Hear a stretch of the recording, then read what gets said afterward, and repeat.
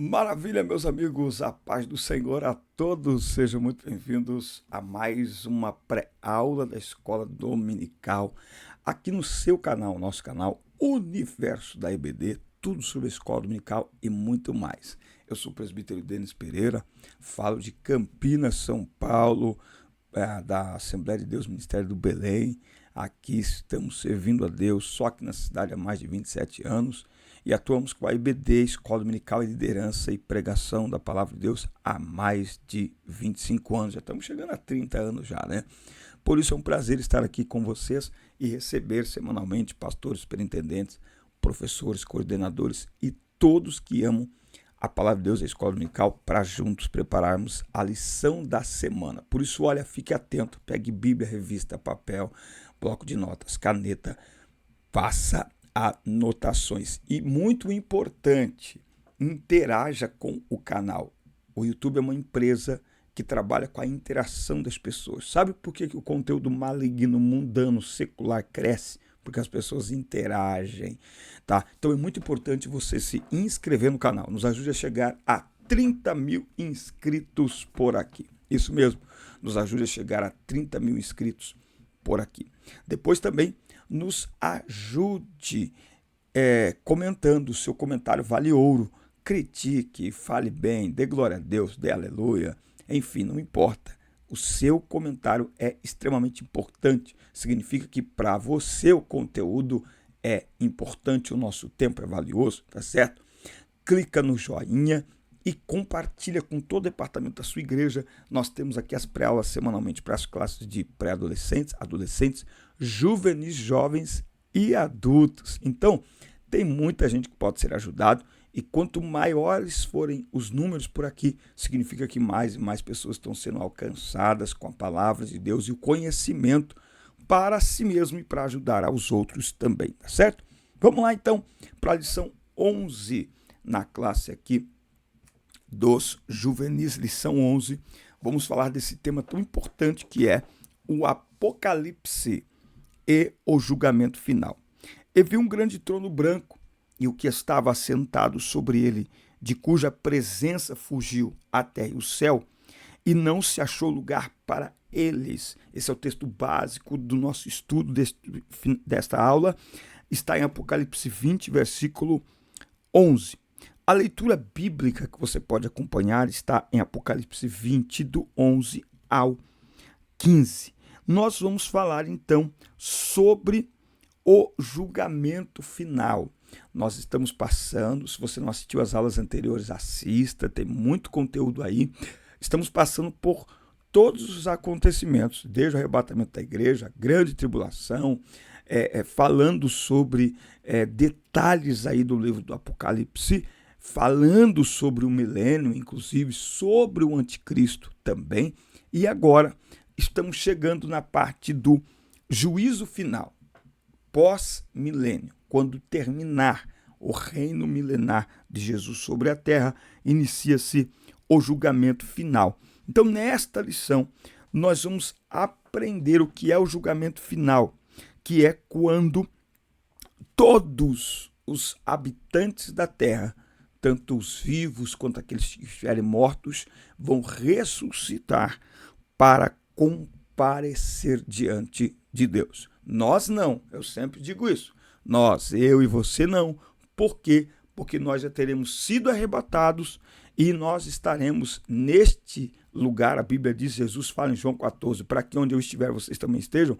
Nós estaremos ali fazendo parte deste tribunal de Cristo, participando ali como reis e sacerdotes, mas as pessoas que morreram sem salvação, que não aceitaram a Cristo nem durante a tribulação, nem durante o milênio, as nações serão convocadas, os reis da terra serão convocados para comparecer diante do Senhor. Mas afinal, o que é então o juízo final? Trata-se do último julgamento da história humana, no qual todos estarão na presença do juiz supremo.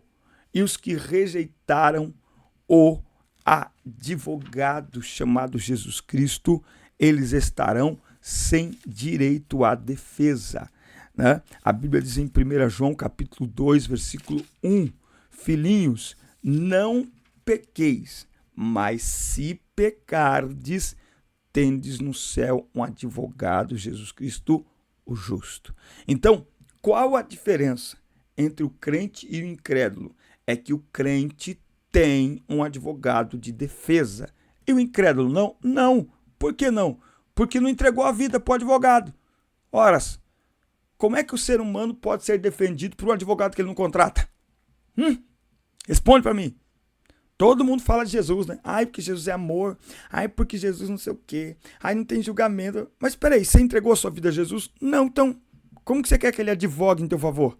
Ele não vai advogar. Ele só advoga em favor daqueles que entregam suas vidas e suas causas e seus pecados, que se rendem, que se arrependem, que se convertem a ele. É como se nós o estivéssemos contratando, mas na verdade quem pagou o valor da dívida foi ele. Isso é demais, né? Então, o ser humano precisa de um advogado diante de Deus, porque o ser humano, por causa do pecado, está em guerra contra Deus. Jesus, ele é o pagador da nossa dívida e o nosso advogado diante do Pai, tá? Olha só o que diz aqui, Apocalipse 20, versículo 12. E eu vi os mortos, pequenos e grandes, em pé diante de Deus, e os livros foram abertos. E outro livro foi aberto, que é o livro da vida. E os mortos foram julgados pelas coisas que estavam escritas nos livros, de acordo com as suas obras. Tá? Então veja, neste cenário aqui, não aparece um advogado. Não há advogado de defesa no juízo final. Vamos continuar a leitura de Apocalipse 20, versículo 13 agora. Ó. E o mar entregou os mortos que nele havia, e a morte e o inferno entregaram os mortos que neles havia. E eles foram julgados, cada homem de acordo com as suas obras. E a morte e o inferno foram lançados no lago de fogo. Esta é a segunda morte. E todo aquele que não foi encontrado inscrito no livro da vida foi lançado no lago de fogo. Não tenha medo de dizer isso aqui. Não tenha medo de ler isso aqui. Não tenha medo de aprender e de ensinar isso aqui. Nós vivemos uns tempos hoje em que as pessoas não querem que se fale sobre o inferno, em que as pessoas querem que a gente apresente a elas um Jesus, um Deus que jamais lançaria alguém no inferno. Porque para a atual geração e para a atual mentalidade não faz sentido dizer que Deus é amor e ele vai lançar seres humanos que ele criou no inferno para sofrer eternamente. Já há ensinamentos, inclusive de pessoas influentes no meio gospel, né, dizendo que o inferno não é literal, dizendo que o ser humano não sofrerá eternamente, porque isso não combina com Deus de amor. Bom, o texto está aqui, claro como o cristal, como diz o hino lá do Voz da Verdade, claro como o cristal. Se o nome não estiver inscrito no livro da vida, vai ser lançado no lago de fogo. E se a vida é eterna, a morte é eterna. Se a alegria é eterna, o sofrimento será eterno. Ok? Agora, só fazendo um parênteses aqui, que interessante. Nesse estágio não há advogado. Porque quem chega nesse estágio sem Jesus é porque rejeitou a Cristo, rejeitou a salvação. Então, não tem direito à salvação aqueles que a rejeitam. Simples assim.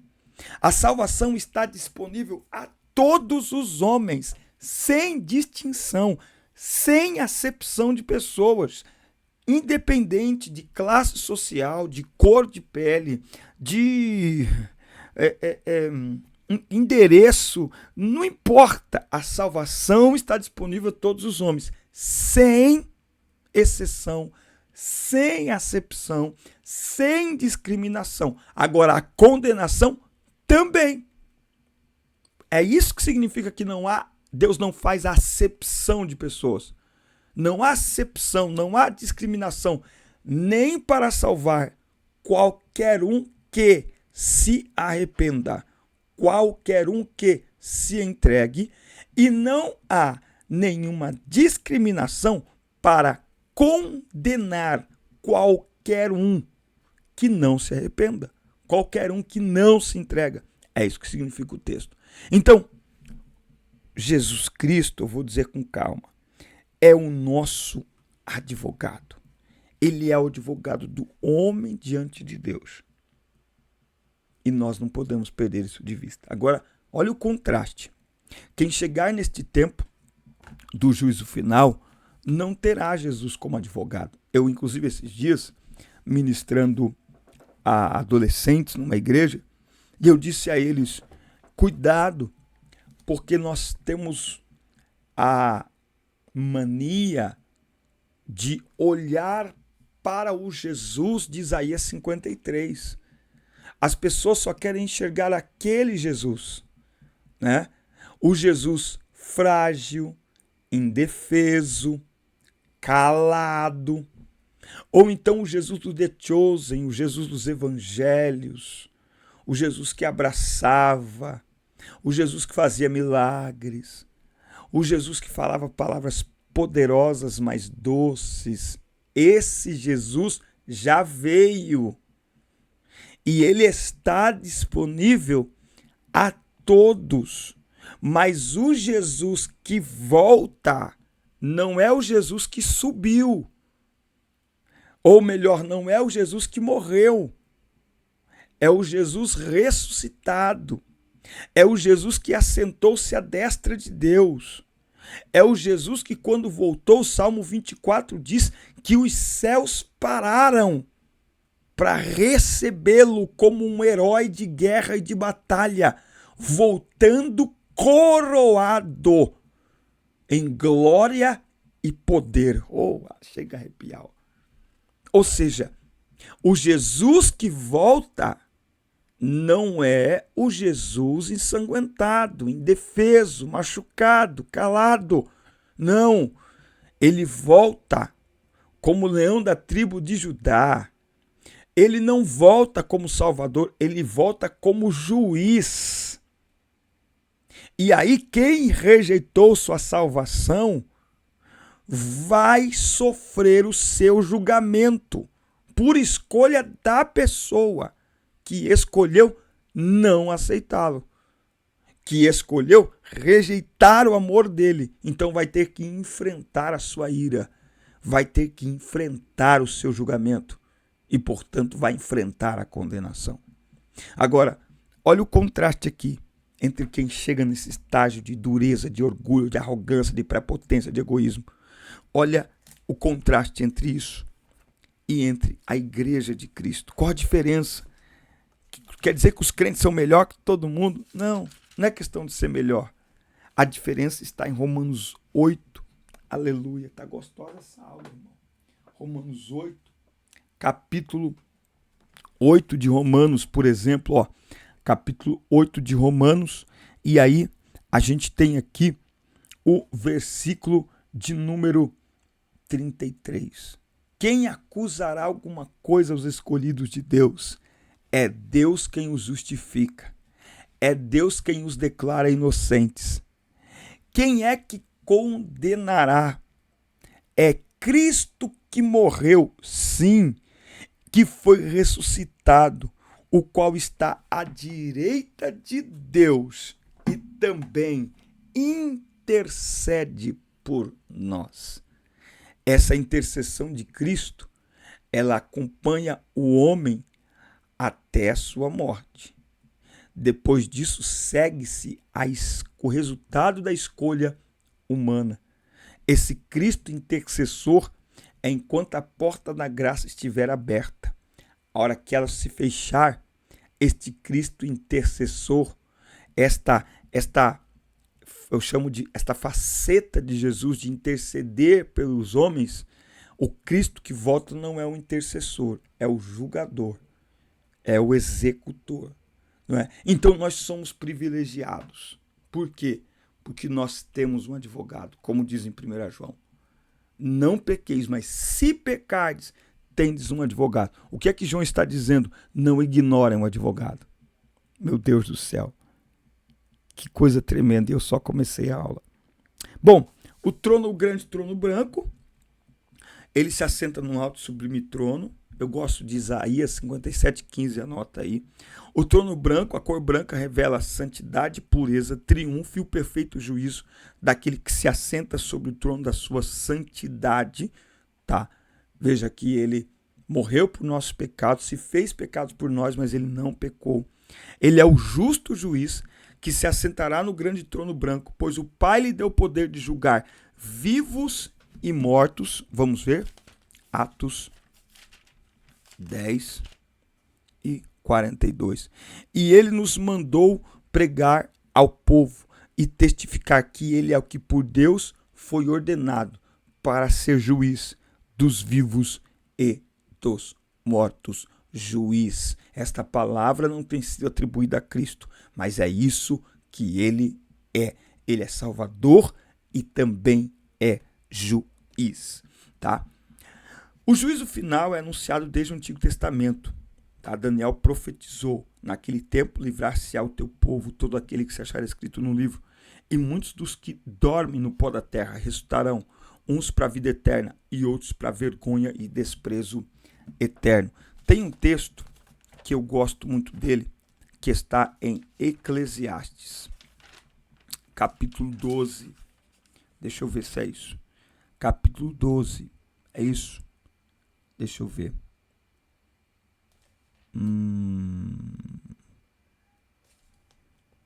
Deixa eu ver aqui. Eclesiastes 9. Eu vou achar. Aqui, ó. Eclesiastes 11:9. Olha isso. Meu Deus. Olha isso aqui, ó. Alegra-te, ó jovem, na tua juventude, e recreie-se o teu coração nos dias da tua mocidade. E anda nos caminhos do teu coração e pela vista dos teus olhos. Sabe, porém, que por todas estas coisas Deus te trará a juízo. Deus trará a juízo tudo o que nós fizermos. Tudo o que nós fizermos, tá? Bom, objetivos aqui do juízo final. Não quero fazer uma aula muito extensiva. Se você não se inscreveu ainda, inscreva-se, ative as notificações, dá like no vídeo, deixe o seu comentário que vale ouro e que é muito importante para nós. Objetivos: revelar a perfeita justiça de Deus. Ele é perfeitamente justo e sua perfeição se revela em atos de justiça. Por isso que ele não pode ter o culpado por inocente. Entende? Então não é sobre, mas Deus vai, ele vai julgar, vai. Por quê? Porque o erro tem que ser acertado. O erro tem que ser julgado. Se não julga o erro, então para que as pessoas se preocuparem em fazer o que é certo? Então cuidado com a atual filosofia mundana, humana, de que a relativização, né? Não é errado. Para você é errado, para mim não. Com Deus não funciona assim. Ele não trabalha em cima de verdade relativa, é verdade absoluta. Certo é certo, errado é errado. O que é pecado ontem, hoje, sempre será pecado, ou nunca foi pecado, ou é ou não é, tá? Declarar a sentença de cada um, tá? Então todos temos a escolha de receber ou rejeitar a Cristo. Para isso que existe o livre-arbítrio. Nós todos, sem exceção, de novo, sem exceção, todos têm o direito de receber a Cristo. Todos têm o poder de escolher a Cristo. Todos, certo? Então, aqueles que escolherem a Cristo serão amados por Ele. Eu li um livro do pastor Luciano Subirá, ele fala de reciprocidade. Deus é recíproco. Na sua justiça, ele é recíproco. Então, se o homem o rejeita, a reciprocidade de Deus leva-o a rejeitá-lo. Onde já se viu falar que Deus rejeita alguém? Não rejeita não? O que ele fez com Saul então? Eu o rejeitei, 1 Samuel 16. O que aconteceu com Ananias e Safira então? Deus não rejeita? Com Judas, como assim Deus não rejeita? Então, agora, veja, quem é que ativou a rejeição de Deus? O homem. Por quê? Porque foi o homem que escolheu rejeitar a Deus. Então, não tem como você plantar rejeição, que é o que muitos querem hoje. Eles querem plantar rejeição e colher salvação. Não funciona. Anota aí. Quem planta rejeição, colhe rejeição. E quem planta entrega? Quem planta conversão? Quem planta aceitação? Aí colhe salvação. Reciprocidade, funciona para os dois lados, seja quem for. Se entregou a Cristo, a reciprocidade dele ativa a salvação. Rejeitou, a reciprocidade dele ativa a rejeição. Então veja, todos que rejeitarem a salvação, vivendo no pecado, esse viver aqui no pecado é continuar a praticar o pecado. Um dos textos para mim mais assustadores da Bíblia é Mateus 7, que diz que naquele dia muitos chegarão dizendo: fiz muitas coisas em teu nome, e ele dirá abertamente: apartai-vos de mim, eu não vos conheço, vós que praticais a iniquidade. O que é praticar a iniquidade? É viver uma vida proposital, intencional, consciente e permanente na prática do pecado. 1 João, vamos ver. Vamos ler aqui. 1 João, capítulo 3. 1 João, capítulo 3. Versículo 6. Qualquer que permanece nele não peca, ou não vive pecando, porque o pecado habita em nós. Então, eventualmente pecamos. Agora, uma coisa é eventualmente pecarmos. Outro detalhe. Uma coisa é pecar e buscar perdão. Pecar e se arrepender. Pecar e procurar abandonar. Lembrando que esse abandonar pode ser fruto de diversas tentativas. Há pessoas e há pecados que o abandono é imediato. Mas há pessoas e há pecados que o abandono é diário. É uma luta diária que a pessoa vai enfrentar. Eu olho simplesmente para Pedro, para os discípulos de Jesus, que andaram com ele 3 anos e meio. No final, Jesus olha para Pedro e diz: quando te converteres, Pedro andou 3 anos e meio com Jesus e não era convertido. Entende? Então, esta jornada de santificação, ela não funciona igual para todo mundo. Então, tem gente que vai abandonar o pecado imediatamente e ainda assim não pode dizer que não peca, porque se alguém disser que não peca, faz Deus mentiroso e não há verdade nele. Então não tem como. Paulo diz: o pecado habita em mim, o bem que quero fazer não faço, o mal que não quero isso eu faço, miserável homem que eu sou, quem me livrará do corpo desta morte. Agora, uma coisa é ter consciência do pecado, ter consciência que pecou e viver diariamente aos pés da cruz, clamando pelo perdão de Deus e buscando evitar a todo custo, mas sempre que pecar, voltar ao pé da cruz, voltar a pedir perdão, clamar pelo perdão divino. Outra coisa é transformar o pecado em algo comum e fechar o coração e não buscar qualquer tipo de arrependimento, fechar os ouvidos à voz do Espírito Santo, virar as costas para Deus, rejeitar o sacrifício de Cristo. Este não é nascido de Deus. Por quê?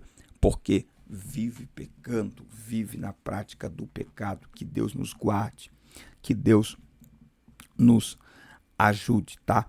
E dentro desse detalhe aqui do julgamento, da sentença, tem os incrédulos, tem os falsos crentes. Você sabe que o falso crente ele é pior que o incrédulo.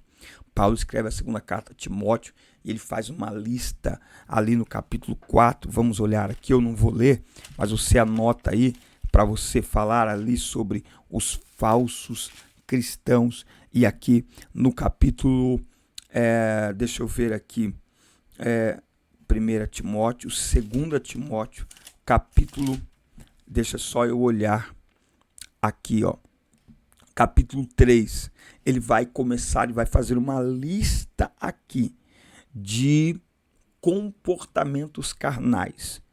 E parece que ele está falando do mundo.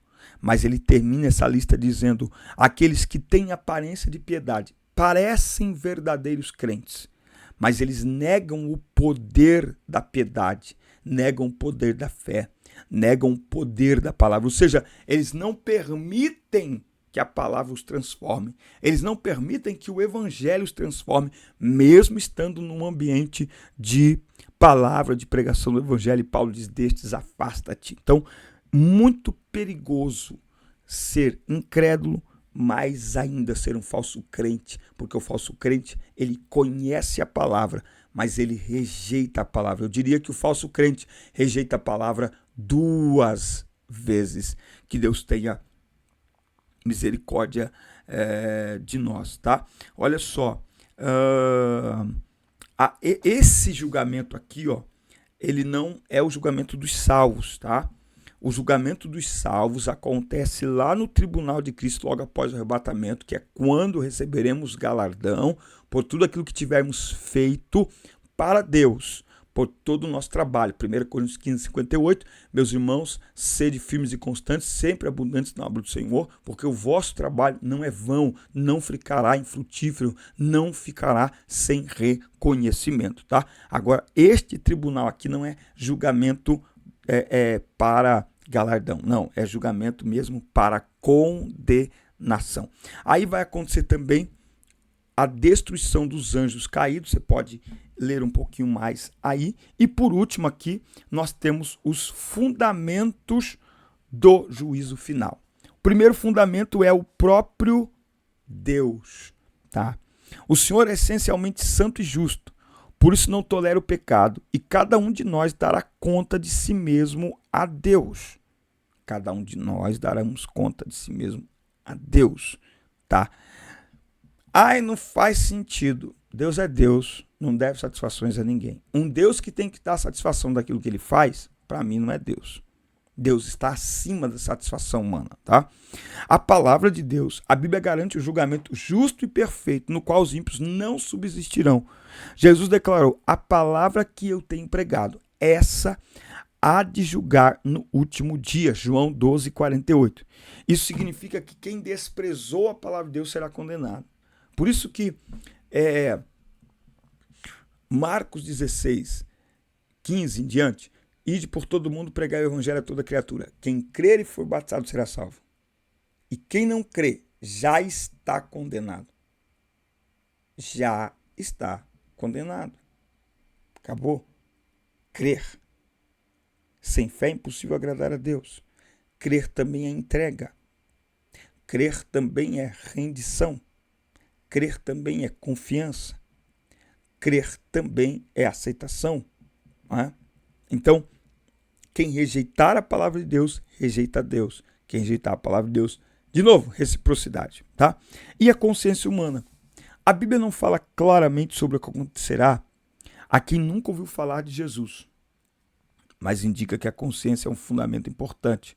Através dela, o ser humano é capaz de avaliar suas ações e condutas, se estão certas ou erradas, ainda que não conheçam a palavra, tá? Então, a gente pode usar aqui como referência, por exemplo, Abraão. Abraão está em Ur dos Caldeus e Deus fala com ele. Então, o coração humano, a Bíblia não, as pessoas dizem, estudiosos dizem que há um buraco no coração do tamanho de Deus, ou seja, que só Deus encaixa ali. Então, Deus criou o ser humano para relacionamento com ele. Então, eu acredito que, independentemente de estar habitando em um lugar onde o evangelho está sendo pregado ou não, ok, Deus é justo. E Deus se dá a conhecer as pessoas, Deus se torna conhecido de diversas formas. Claro, Nós temos a sua palavra, mas a Bíblia diz que os céus declaram a glória de Deus e o firmamento manifesta a obra de suas mãos. Então, naquele dia, ninguém terá como dizer diante de Deus: eu não sabia que o Senhor existia. Porque a alma humana, ela clama pela presença de Deus. Então, quando a gente vê lá em Atos 10, Cornélio é gentio e Cornélio orava a Deus. Olha que coisa. Olha que coisa. Então, nós devemos pensar nisso, que temos todas as oportunidades para confiar no Senhor. Devemos aproveitar cada uma delas enquanto é tempo. Amém, meus amigos? Forte abraço. Que aula linda, poderosa. Muito obrigado por nos acompanhar. Assista, curta, compartilhem, inscrevam-se no canal e até o nosso próximo encontro. Deus abençoe vocês.